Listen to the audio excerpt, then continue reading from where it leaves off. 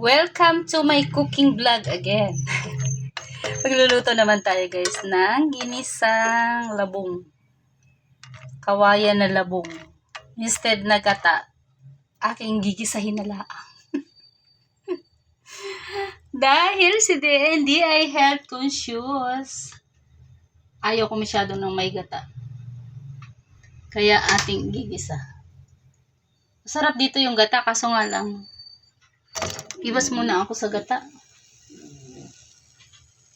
Ito daw yung mas masarap na luto dito eh. Sa labong. Yung gata. Pero ayaw ko kasi ng gata. Ito, gisa. Try natin yung gisa-gisa. Gisa-gisa. Pwede naman yan. Kahit anong luto. Pero sabi nila, ang mas masarap daw na luto dyan ay yung ano. Yung gata. Pero tingnan natin yung ano. Gisa-gisa.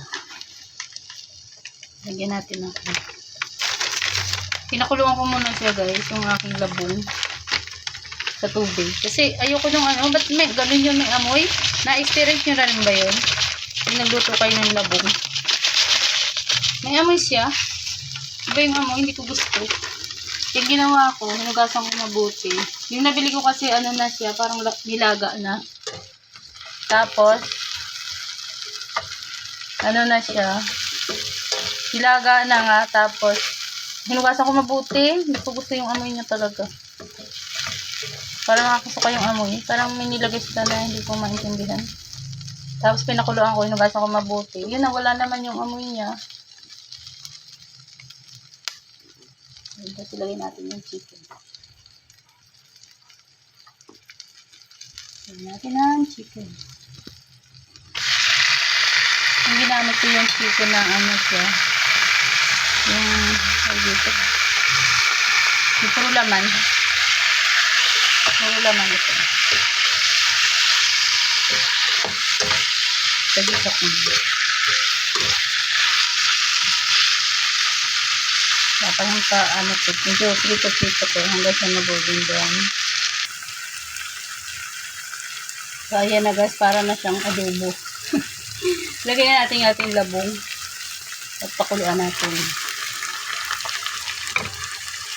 Ayan na itsura niya. Ginawa ko, pinakuluan ko siya ulit kasi ano siya na, parang nilaga na siya ba? Yung binili ko. Tapos, pagkakulo niya, nilamas ko siya sa suka para wala yung amoy. Ayun, nawala nga yung amoy niya. Yan, hindi na siya yung maantot ang amoy. Iwan ko ba kung anong nilalagay nila dun? Bakit ganun yun? Maantot? Maantot. Alam niyo yung maantot? Iba yung amoy niya. Hindi maganda. Ayun, ngayon nawala na yung amoy niya. Nilamas ko sa tubig. Tapos, hugasan ko mabuti dun sa running water. Tapos, lagyan natin ito. 4 cubes. Tapos ito yung pampano daw dito. Pagpasarap. Ayan. Ano yun? Saluyot. Saluyot. Ayan na guys. Nilagay na natin ang ating saluyot. Saka ito pinaghalo-halo na natin. Mekos-mekos na yan. Ang ating labong. Mekos-mekos na. Wala na yung antot niya. Nilamas ko mabuti sa sa suka. Tapos sinugasan ko mabuti sa running water. Hanggang sa mawala yung antot. Hindi ko gusto yung amoy. Bakit kaya gano'n? Ito yung nalagyan nila doon. Yung nalagyan nila ng preservative na yung mga nilalagay sa mga pagkain natin. Sinugasan ko mabuti. Ilaga ako, tapos pinakulo ko muna sa tubig. Baka nugasan mo buti. Lamas ko pa nga eh. Lagyan natin ng toyo. Dato puti. Tapos syempre, hindi masarap ang pagkain kapag walang asin. Sabi ni Mama Buhay. Gasa natin. Tapos pakuluan natin. Gisa-gisa lang. Ayoko ng gata. Huwag masyado sa gata. Cholesterol ang gata. Hindi maganda sa ating heart. Ang gata. Pakuluan natin ng mga hanggang sa maluto itong ating gulay.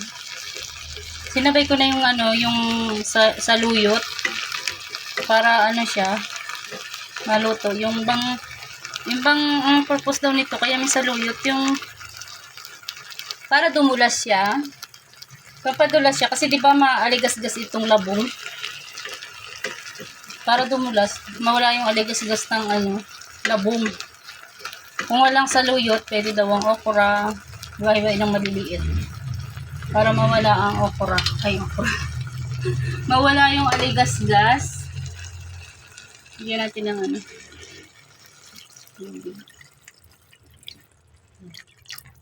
medyo damihan natin kasi may iiga pa yan. Yan, sakto na yan. May iiga pa siya. Chicken ang aking nilagay. Yung iba naman ang nilalagay nila dyan. Pork. Ayoko. Chicken lang. Kanya-kanya tayo ng version ng pagluluto. Ako naman, di ako masyadong maarte sa aking pagluluto. Ayoko ng maraming ingredients. Sakto lang yung yung malasahan ko yun. Sakto lang. Kaunting asin yan lang. Betsin, hindi rin masyadong naglalagay ng betsin. Magic sarap konti. Kasi may chicken cubes naman na siya Tapos pakuluan natin. Pakuluan ng kaunti. So, ayan na guys, kulong-kulo na siya. Dadan! Ayan, naluto na siya. Sarap, tikman natin. Tikman natin ang tasa. Umiga na siya, konti na lang yung sabaw niya. Tapos may iga pa siya.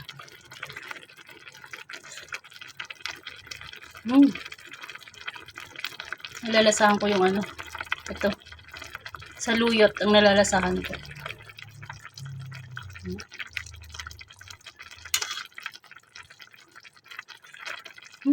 Sarap. Mas masarap siya kaysa sa gata. Palibasa, hindi ako mahilig sa gata. Kaya ganun. Mas masarap siya sa gata. Ayan, dapat guys, masarap tayo magluto. Kahit simpleng luto lang. Basta importante, luto natin. Malinis yung pagkaluto natin. Saka masasatisfy yung lasa. Masasatisfy sa lasa yung ating pamilya. Po? Although ang anak ko, ang ulamin lang nito. Ito lang. Pipiliin niya yan. Tatanggalin pa niya yung green na yan. Tapos sabaw lang. Yan lang ang ulamin niya. Tapos yung iba ko na lang uubos niya. Masarap. Ayan. Dapat tayo mga nanay, marunong tayo magluto. Dahil may kasabihan nga tayo, a way to a man's heart is through his stomach. Diba? Yan lagi isipin natin pag tayo magluluto. Isipin natin na magugustuhan nila yung luto natin. Para mahalin nila tayo. Diba? Sabihin lang, sarap magluto ni Mrs., ni Mama, ni Mami, ni Nanay. Diba? Ayan, bye everyone. Maraming salamat po sa inyong panonood sa aking mga cooking vlog dito kay D&D Comfort Food o kay Urera 96 Channel.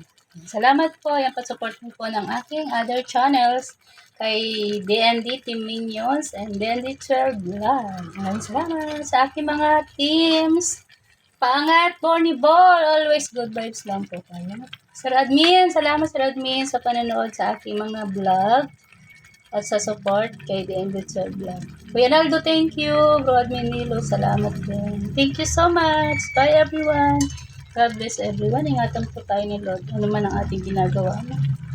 Samahan natin ang panalangin para tayo ay lagi magtagumpay. Bye! I love you all. Bye-bye.